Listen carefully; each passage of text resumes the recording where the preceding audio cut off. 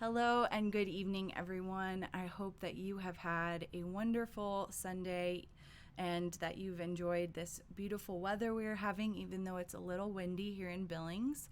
I so loved getting to worship with you all this morning on Facebook Live, having Zoom adult Sunday school and children's Sunday school with you all throughout the day. And it really was a wonderful day of fellowship and worship, regardless of the physical distancing that needs to take place at this time.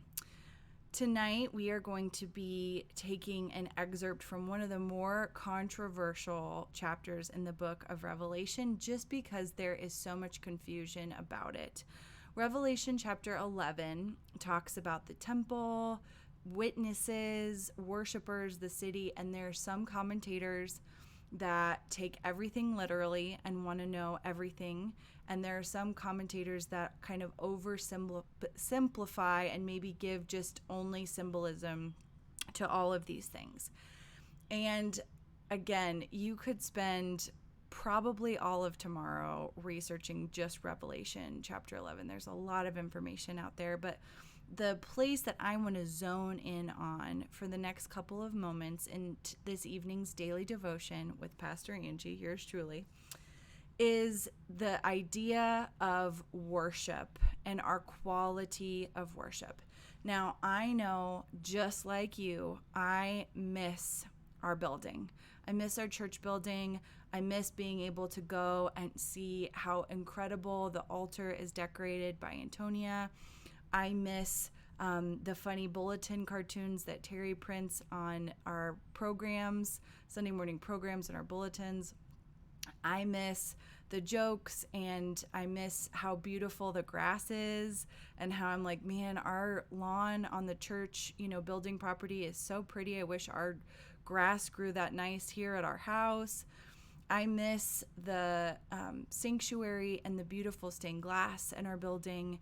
And so I want us to talk about the temple, and which is our church, and the history of the temple, but the idea of judging our worship and the value of our worship regardless of where we are at. So let's read Revelation 11 together, just the first couple of verses. Then I was given a measuring rod like a staff, and I was told, "Rise and measure the temple of God and the altar to those who worship there. But do not measure the court outside the temple. Leave that out, for it is given over to the nations, and they will trample the holy city for 42 months." So let's just stop there. So what does it mean to measure the temple of God and those who worship there? Well, it's not a literal meaning of measuring. You see a cane that grew in that area of the world in the Jordan Valley, which was at the height of about 12 to 20 feet. They would measure it out, and it was like an ancient equivalent of like a ruler or a tape measurer. And that what was used to measure things like, the ark, all of the specifications of the temple. And we see specifications of how many feet and centimeters and all of those things of the various building of like the ark, Noah and the ark, or the Ark of the Covenant. Again, King Solomon's courts and David and all of the things that have been built. In the Old Testament specifically, we see a lot of kind of dimensions, widths, heights, all of that. So it's an architect's dream, parts of the Old Testament for sure. But that, whether the commentators disagree on pretty much a lot of the other things in Revelation 11, the one thing that they agree on is that it's not about a literal measuring of this temple. In Revelation 11, we know that the temple was destroyed in AD 70, and there were, people who are still standing on the Dome of the Rock in Jerusalem that are waiting and praying that they can restore the temple. This is much more of a spiritual symbolism of our heart as worshipers. So the temple, regardless of it being built, however many bells and whistles it has, how we appear in worship, what clothes we might wear, what fancy prayers we might give, all of those things are well and good. But if our hearts aren't in the right place, then that which will be measured for us as worshipers will not be quality. So the quality of our worship depends on our heart. It's not the temple or the building in the church that we're in. It's not the clothes that are on our backs or what fancy prayers we might pray. It's not how nice or how old our Bible is. It is not how green the grass is. All of those things are wonderful, but they are not how John is speaking about measuring the temple of God and all of the worshipers in it. We see the inner part by the altar, the Holy of Holies inside the temple, but we see the outer gates of the temple not needing to be measured, because those are the people that most commentators believe have just completely rejected God and want nothing to do with God at all. And so we know, again, this idea of, do we want to be all in? Do we not? What do we want?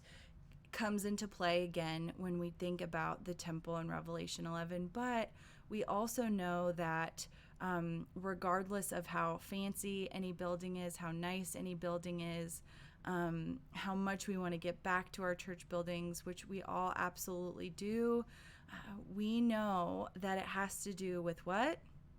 Our hearts. It has to do with our hearts.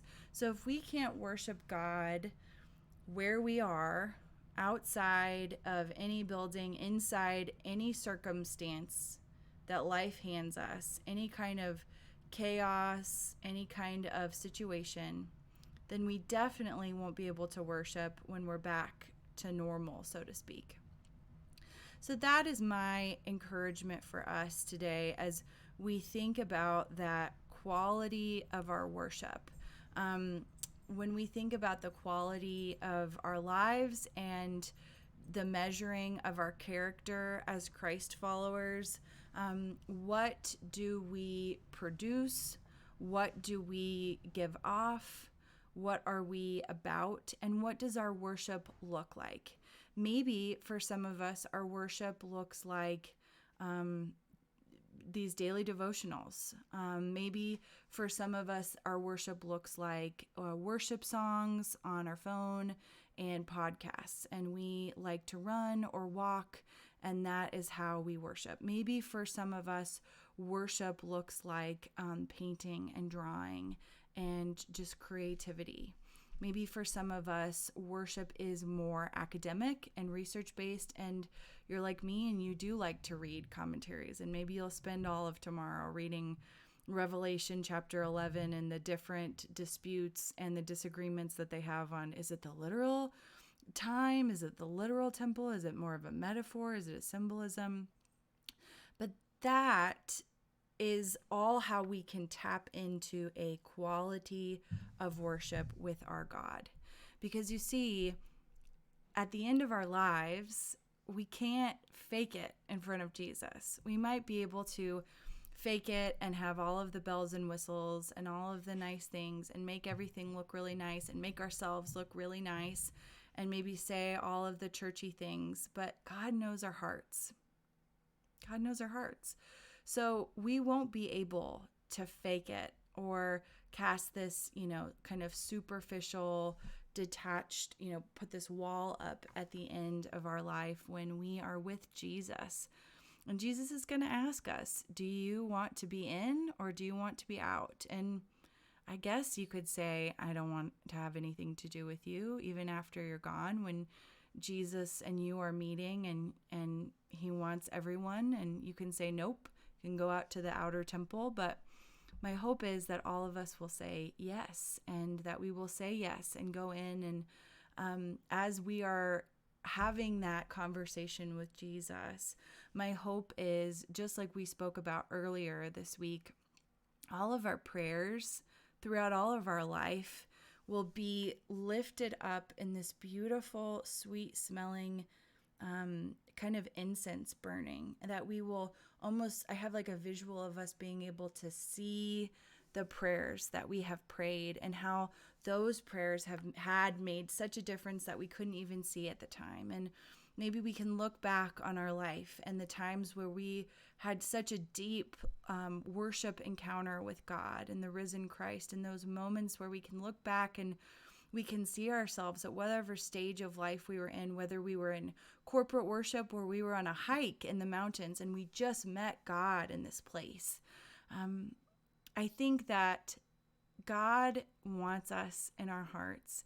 God does not demand perfection. Oh, thank God. There's so much grace. But God asks for us to continue faithfully worshiping him and to just continue to persevere even when times are tough. So even though right now, this Sunday, we were not in our building, we were not in any of the Billings Methodist buildings, and most of our conference in all 4 states weren't in any of our buildings, we still had quality worship. That worship that John talks about in Revelation 11 was measured with such deep quality and love, regardless of all of the situation and the environments and the literalness of that temple building. So may we continue to have quality worship of the living God all week long. I wish you a wonderful May 4th tomorrow, and we will talk then. Bye.